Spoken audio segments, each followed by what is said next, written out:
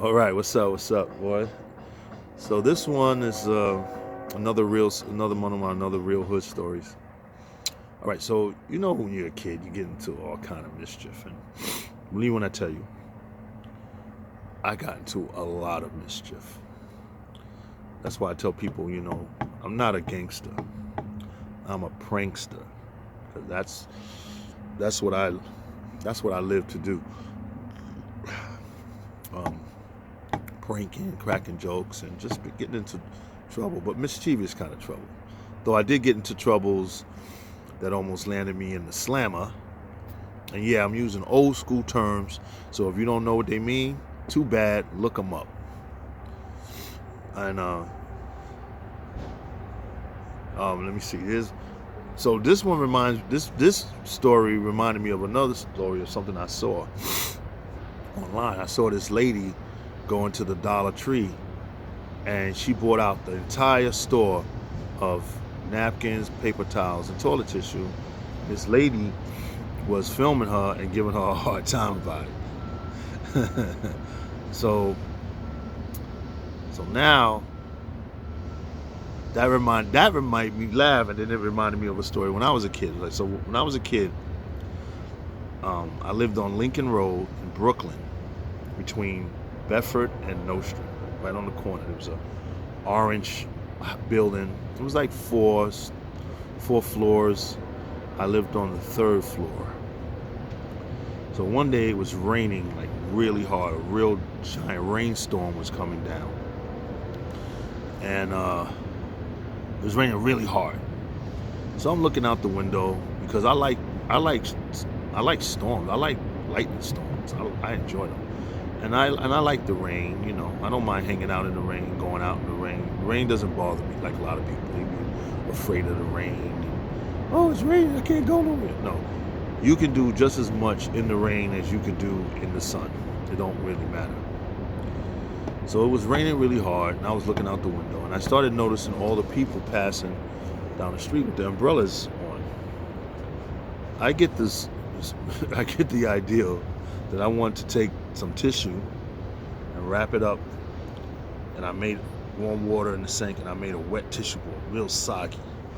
So what I would do is I would wait for people to come walking by with the umbrellas, and I timed it just right, and I would drop the wet tissue ball out the window, and it would land on top of their umbrella and just splash. The wet tissue ball would just splash on top of the umbrella.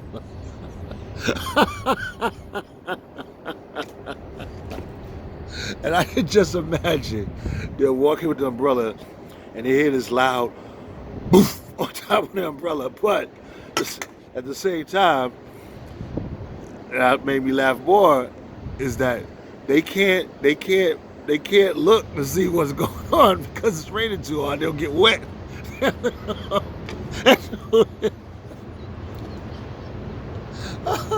And I did that all day when it rained.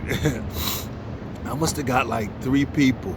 And even when I missed, it was funny because the wet tissue blob was splat really hard next to their feet, and I could see them kind of jump a little bit. And they would jump a little bit because they were startled, but they couldn't look up because it was raining too hard.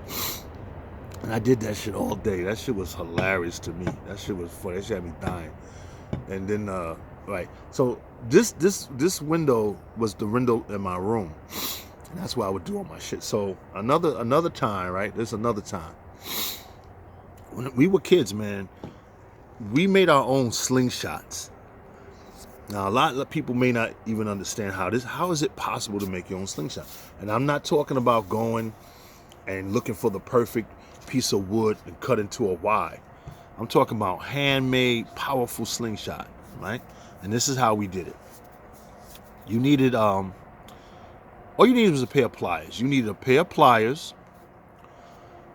a wire hanger, the tongue of a sneaker, a piece of a tongue from a sneaker, and all the rubber bands that you could buy. And you needed different size rubber bands. but preferably you just needed the little kind of fat flat ones. You know, the flat ones. You needed like 100, 200 of those, and you could buy those back in the day from the stationery store, way cheap back in the old, back in the 70s. We talking 70s, yo. You know what I'm saying? We talking like early 70s. We talking like 68, 69, So, and how it worked was, you took the hanger, right? And you opened it, obviously. And you had the two pieces that's on this end. Like, once you popped it, untwist the hanger, you had these two wide pieces, like that. And all you had to do was squeeze that bottom piece, those side pieces together, right? You hold it, and you put the whole piece in your hand, right? You first of all, you took the wire clipper, or you bent it. You had to do this all day. If you didn't have a wire cut, you had to do this all day. You popped it to the same exact size, right? And once you popped it, what you had was a piece like this. So you had to grab that handle, you had to take that piece right here, and you had to bend that over this way, turn it around, and bend it that way, right?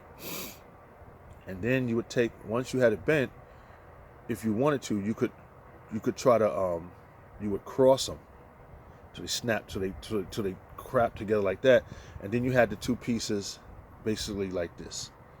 So you had, this piece was a wire here, wire up here, wire up here, and you had the handle.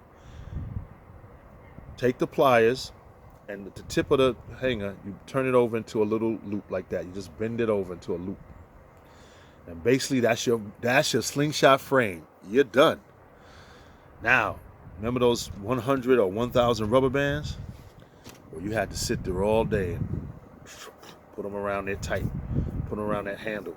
You had to cover the whole frame of the slingshot in at least a half an inch of rubber bands. So you used that whole 100 packs of rubber bands. If it was enough, run back to the stationery store, get another 100 pack of rubber bands. And you had to wrap that whole frame with rubber bands all the way through the handle, give a nice fat handle, then do the arms nice and fat, then do the sides nice and fat, leaving the little loop at the top. Then you would take the tongue of the sneaker, cut that off, take a razor blade, make a little slice hole over here, a little slice hole over here, loop 3 rubber bands together, or 2, depending on the stretch or the power you want.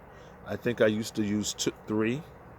You loop 3 rubber bands together on one side, 3 rubber bands on the other side.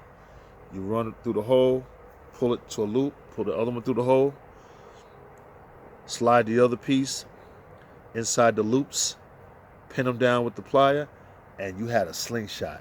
As simple as that, out of a wire hanger. A powerful slingshot too. Now you spend your whole day at a construction site, if you could find one. If you found a construction site, you was blessed, because they had the perfect little pebbly rocks. And we just picked all day those rocks and filled up a bag of rocks. Just the right size ones you want, like mostly like marble size. And so that's it. You had a slingshot. So with that slingshot, I used to pop cats with it. So one day I was outside and I was practicing with it, and I popped a bird, man. One of the little sparrow birds. I felt so bad when I did that shit, I ended up burying that bird in that box in the back of in the back lot. Shit, I buried it. I prayed to God to forgive me for killing the bird.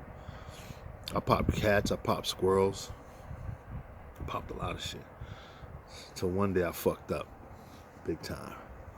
So I'm out my 3rd floor window, and across the street there's a bodega, and the bodega had this side. The side of the bodega was framed out there, and it had 3 payphones. They had made like a makeshift telephones booths.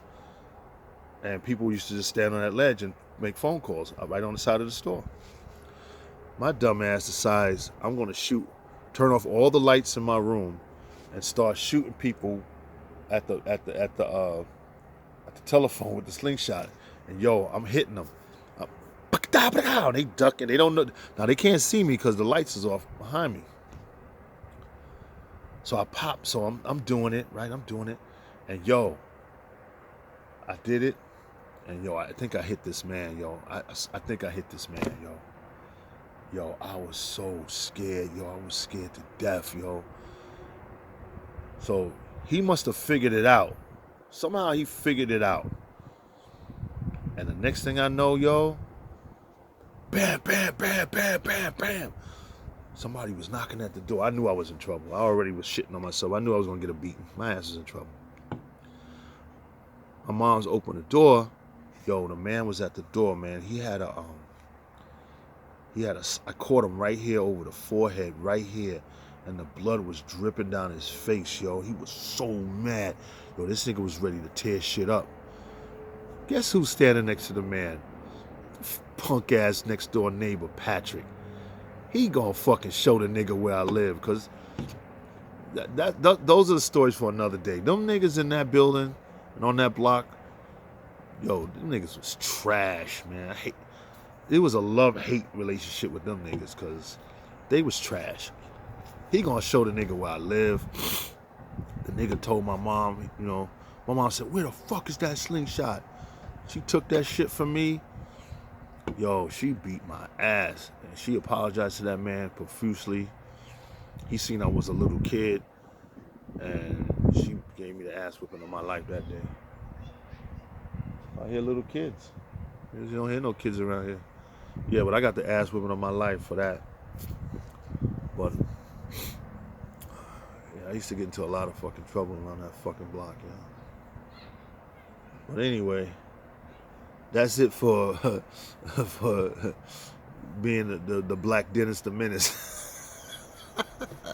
Oh shit, fuck that. Peace, yo.